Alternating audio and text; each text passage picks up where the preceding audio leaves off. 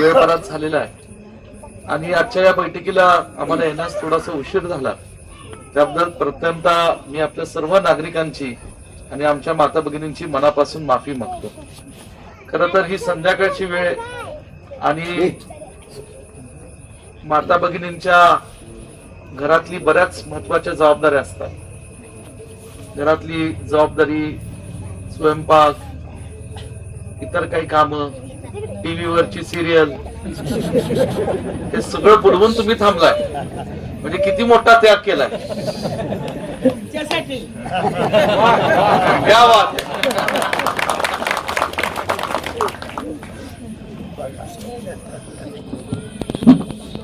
म्हणून पुरुष मंडळींना सवय असते निवडणुकीच्या काळात थोडस थांबावं लागतं. आमची काय हे थोडासा नाईलाज असतो. एखाद्या ठिकाणी गेलं की लोकांची इच्छा असते 2 मिनिटं इकडे चला, 2 मिनिटं तिकडे चला, आणि त्यामुळे थोडासा गोंधळ होतो. मला आपल्या सर्वांना विनंती करायची की 7 तारखेला आदरणीय बापूसाहेब हे घेतलं होतं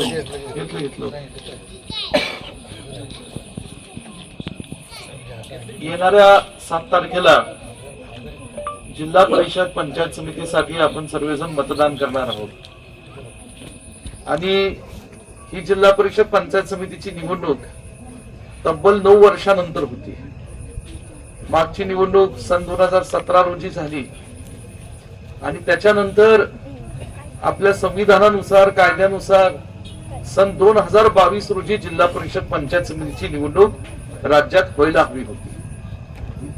परंतु सन 2022 पासून ते 26 पर्यंत मागच्या 4 वर्षात राज्यात कुठलीच निवडणूक झाली नाही स्थानिक स्वराज्य संस्थेची. ना जिल्हा परिषद पंचायत समिती झाली, ना नगरपालिका झाली, ना महानगरपालिका झाली, ना नगरपंचायत झाली. आणि या सगळ्या निवडणुका जाणीवपूर्वक भाजप सरकार सातत्याने पुढे ढकलत होतं. आज या निवडणुका होत आहेत. मागच्या महिन्यात नगरपालिका, महानगरपालिका पार पडली. आता जिल्हा परिषद पंचायत समिती होईल. पण ह्या निवडणुका होत आहेत कारण सुप्रीम कोर्टाने आदेश दिला म्हणून राज्यात स्थानिक स्वराज्य संस्थांच्या निवडणुका होत आहेत. खरं या भाजप सरकारला स्थानिक स्वराज्य संस्थांच्या निवडणुका नकोच होत्या. एखादा अधिकारी नेमायचा आणि त्याला प्रशासक म्हणून अधिकार द्यायचे आणि प्रशासकाच्या माध्यमातून सलग 4 वर्ष महाराष्ट्रातल्या सगळ्या स्थानिक स्वराज्य संस्थांचं कामकाज चालू होतं. का? कारण भाजप सरकारला लोकांमधनं निवडून आलेली माणसं ही आवडत नाही. लोकांमधनं निवडून गेलेला माणूस हा जिल्हा परिषद असो, पंचायत समिती असो, तो माणूस त्या पंचायत समिती गटातला, जिल्हा परिषद गटातला आवाज त्या लोकांचा त्या ठिकाणी उठवणार आणि त्या आवाज लोकांचा उठला की भाजप सरकारला दुखतं. म्हणून भाजप सरकारने या निवडणुका सातत्याने लांबवल्या. ही जी काही लोकशाहीची ताकद मतदानाची तुम्हाला मिळालेली, त्या लोकशाहीच्या ताकदीवर आता तुम्ही येणाऱ्या 7 तारखेला मतदान करून आपल्या हक्काची, आपल्या विचाराची, आपल्या लोकांचा प्रश्न मांडणारी आणि आपला आवाज उठवणारी आता माणसं तुम्ही या ठिकाणी निवडून देणार आहात. ऋषी आमचा या ठिकाणी आज जिल्हा परिषदची निवडणूक खरं तर तुमच्या आशीर्वादाने लढतो. त्याचं वय हे लहान जरी असलं तरी खरं त्याच्या वयाप्रमाणे एक मोठी झेप तो घेत चाललाय. आदरणीय भारतीताईंचे संस्कार, महेंद्रप्पांचे संस्कार त्याच्यावर घडले आणि अत्यंत लहान वयात त्याच्यावर एक मोठं दुःखाचं डोंगर कोसळलं. तुम्ही सगळ्यांनी त्याला सांभाळलं. ते महिनाभर मी पाहत होतो जे काही त्या महेंद्र अप्पांच्या, ऋषिकेश लाड यांच्या त्या संपूर्ण कुंडल गावातलं घर अन घर हे त्यावेळीच भारतीताईंच्या निधनानंतर त्यांना आधार देण्याकरता, त्यांचं सांत्वन करण्याकरता त्या ठिकाणी रोज येत होते. असंख्य हजारो महिला, असंख्य कार्यकर्ते येत होते. आज आदरणीय पतंगरावजी कदम साहेबांचं कुंडल गावाशी नातं हे त्यांच्या बालपणापासून राहिले. कारण कुंडल गावामध्ये पतंगरावजी कदम साहेब हे शिकले आणि कदम साहेब हे नेहमी म्हणायचे की जे भारतीय विद्यापीठ शिक्षण संस्था जी उभी राहिली, जे राजकारणात संघर्षातून त्यांनी पलूसकडेचं नाव महाराष्ट्रात आणि हिंदुस्थानात नेलं, ही जी रग त्यांच्यामध्ये आली ती रग कुंडलच्या मातीत आली. हे पतंगरावजी कदम साहेब सारखं म्हणायचे. आणि आज तीच रग, ते रक्ताचं नातं हे भारतीताईच्या रूपाने या कुंडल नाते गावाशी साहेबांनी पुढे आणखी चालू. आदरणीय महेंद्रप्पा आज पतंगरावजी कदम साहेबांच्या विचाराने, कुंडलकरांच्या आशीर्वादाने, तुमच्या सर्वांच्या साथीने गेले 25-30 वर्षाहून अधिक काळ इथं सातत्याने काम करत आहे. एखाद्या तरी व्यक्तीने मला सांगावं की आपल्या घरात कधी सुखदुःखाचे प्रसंग घडलेत आणि महेंद्रप्पा कधी आले नाही. कुठलाही प्रसंग असो, कुठलीही जाती धर्मातली आमची माणसं असो, कुठलाही काही गोष्ट असो, महेंद्रप्पांना कळलं तर आपल्या सगळ्यांच्या बरोबर महेंद्रप्पा कायमचे उभे राहिलेले. आज मला आपल्या सर्वांना विनंती आहे, खरं तर ऋषीची इच्छा नव्हती. कुंडलचे अनेक कार्यकर्ते आम्हाला भेटले, जिल्हा परिषद गटातले या ठिकाणी कार्यकर्ते भेटले. आम्ही या ठिकाणी म्हणालो की कशाला आता निवडणूक लढवायची, हा दुःखाचा डोंगर एवढा मोठा कोसळलाय. परंतु या ठिकाणी आम्हाला माहिती आहे की आज भारतीताईंना आम्ही इथं बसलेल्या प्रत्येक आमच्या माऊलीमध्ये पाहतो, तुमच्यामध्ये मी पाहतो. आणि मला माहिती आहे की तुम्ही माझ्या या वाच्याला आज पदरात घेऊन तुम्ही खरं त्याला चांगल्या पद्धतीने सांभाळाल. आणि आप्पांनी जे काम केलं, भारतीताईंनी जे नातं आपल्या सर्वांशी जोपासलं, एवढी साधी होती की मला खरं आज प्रत्येक क्षणाला भारतीताईची आठवण होती. कुंडलच्या मातीत आलं की मी घरी जायचो आणि माझा विशू विशू म्हणल्याशिवाय मला काही म्हणत नव्हती. तेवढं मला अख्ख्या माझ्या आयुष्यात 2च जण विशू म्हणायचे, एक पतंगराव कदम साहेब आणि एक भारतीताई. बाकी कुणी मला विशू कधी म्हणलं नाही, पण ही दोघच म्हणायची. आणि त्याचा जो प्रेमाचा जिव्हाळा होता तो माझ्या आयुष्यातली पोकळी कधी भरून निघू शकत नाही. पण तुमच्या आयुष्यातली जी पोकळी भारतीताईंच्या जाण्याने झाली ती भरून काढायची असेल तर हा माझा भाचा तुम्ही पदरात घ्या, तो आयुष्यभर तुमची सेवा करेल. एवढं निश्चितपणे तुम्हाला एवढं काम आज तो करतोय. वयाच्या नुसार आज त्याने मोठी झेप घेतली.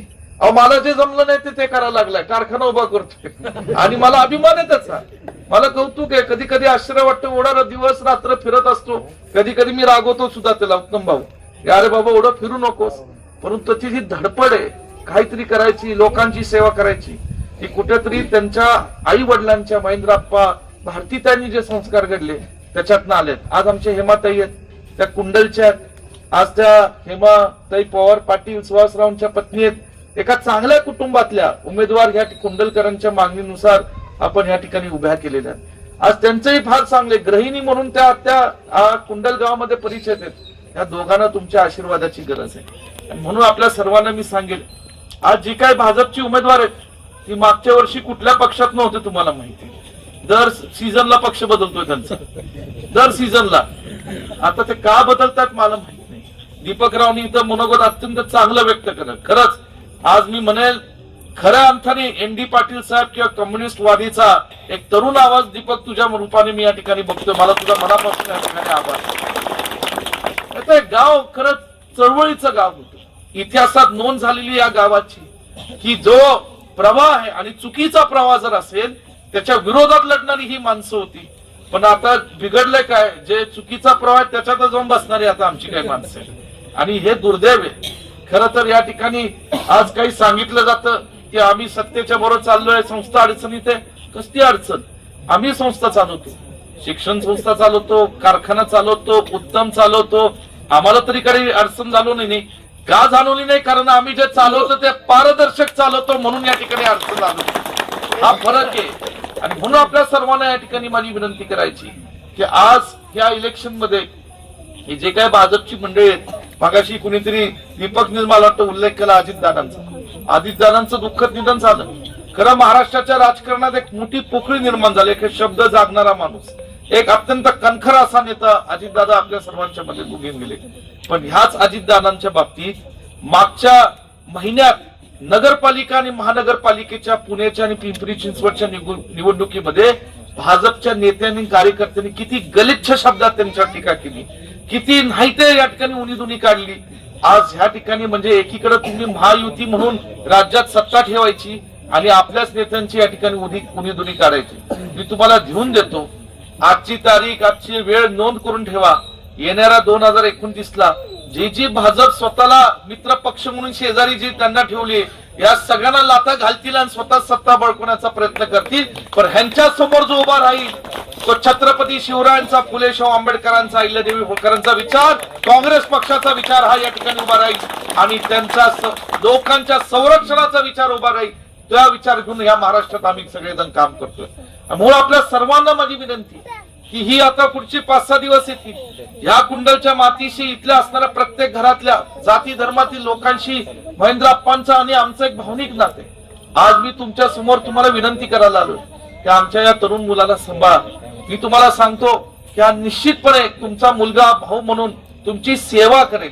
इथं तो पदासाठी आलेला नाहीये, त्याला पद त्याच्या नशिबाने त्यांच्या कर्तृत्वाने मिळतील, पण आज जे जिल्हा परिषदच्या माध्यमातून जे पद आपल्याला द्यायचंय ते या कुंडलच्या विकासासाठी, कुंडलच्या लोकांच्या संरक्षणासाठी द्यायचंय. आणि म्हणून आपल्या घरातला मुलगा, आपल्या घरातली बहीण म्हणून या दोघांना आपण सगळ्यांनी मताधिक्य द्यावं आणि येणाऱ्या 7 तारखेला हाताच्या पंजासमोर आपण त्यांना साथ द्यावी. एवढंच बोलून मी इथं थांबतो. जय हिंद, जय महाराष्ट्र.